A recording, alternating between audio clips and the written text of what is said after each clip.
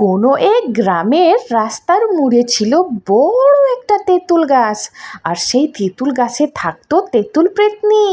তেঁতুল প্রেতনি এই গাছের তেঁতুল কাউকে খেতে দিত না।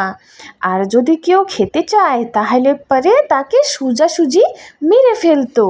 এই ভয়তে গ্রামের মানুষ এই রাস্তা দিয়ে হাঁটাহাঁটি বন্ধ করে দেয়।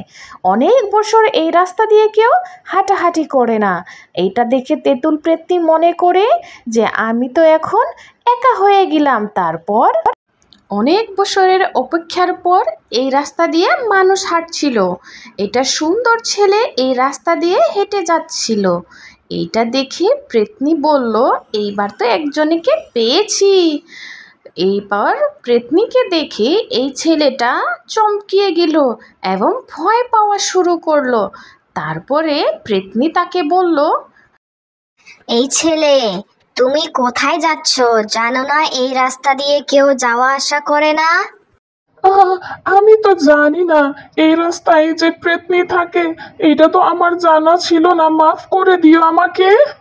আমি তো এই গ্রামের না, এই জন্য আমার জানা ছিল না এই রাস্তা দিয়ে আসা যায় না। তো তুমি এই ঘন জঙ্গলের রাস্তা দিয়ে যাচ্ছিলা কোথায়? আর এত ঘন জঙ্গলে তুমি একা একা হাঁটছো, তোমার ভয় করে না রাস্তার মধ্যে যদি কোনো আপদ বিপদ হয়ে যায়? না, এত কিছু তো ভেবে আসি নাই। আমি খুব বড় বিপদে পড়ে এই রাস্তা দিয়ে যাচ্ছিলাম। তো কি বিপদে পড়েছিলা বলো আমাকে, আমিও শুনি তোমার বিপদের কথা। প্রেতনিকে আবার বিপদের কথা বলবো? প্রেতনি তা আরো বিপদে ফালাই। বিপদ থেকে কিভাবে উদ্ধার করবে? প্রেতনি হয়েছি তো কি হয়েছে, আমি তো সবার ক্ষতি করি না। যে আমার তেঁতুল গাছের দিকে চোখ লাগাবে আমি তার ক্ষতি করি। আচ্ছা, এত কথা না বাড়ায়া বলো তোমারে কি হয়েছে আমাকে। আমি এক আত্মাকে খুঁজে বেড়াচ্ছি যে অনেক বছর ধরে একটা গাছের মধ্যে বন্দি আছে। তাকে আমি মুক্তি দেব। অনেক খোঁজাখুঁজির পরেও সেই আত্মাটাকে আমি এখনো পেলাম না। তুমি কি আমার সাহায্য করতে পারো?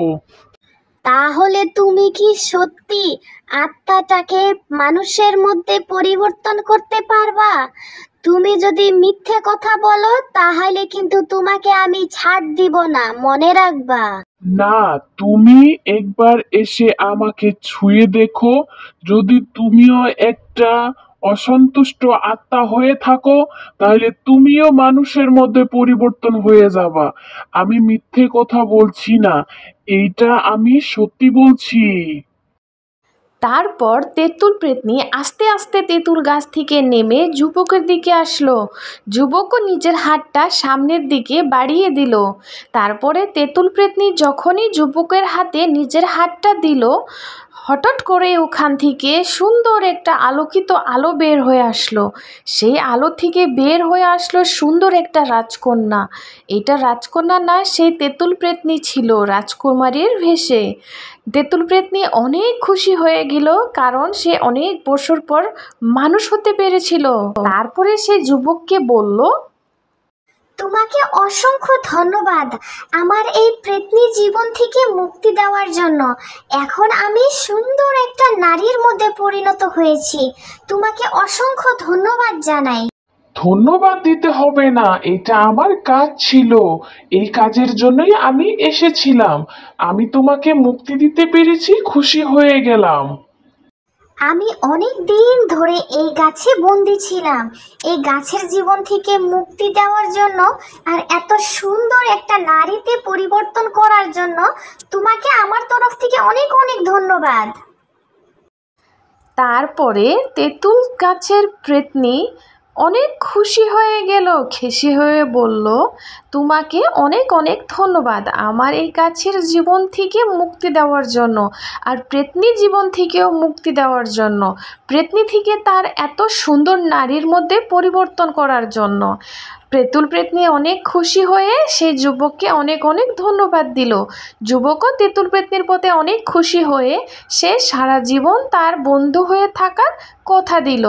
এরপরে দুইজনই অনেক খুশি হয়ে গেল। এই জন্য সবারই সাহায্য করা আমাদের দায়িত্ব। তোমাদেরও যদি সামনে কেউ বিপদে পড়ে সাহায্য করবা।